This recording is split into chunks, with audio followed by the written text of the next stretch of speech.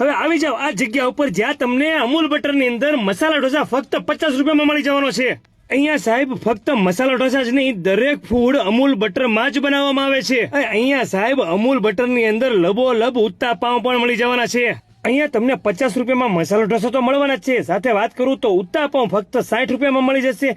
મૈસૂર મસાલા ઢોસા ફક્ત 80 રૂપિયામાં મળવાના છે અને મૈસૂર મસાલા ચીઝ ઢોસા તમને 100 રૂપિયામાં મળવાના છે। સાથે બેસતની ચટણી અને સંભાર પણ મળી જવાનો છે। અહીંયા સાહેબ લગ્ન પ્રસંગના ઓર્ડર પણ લેવામાં આવે છે।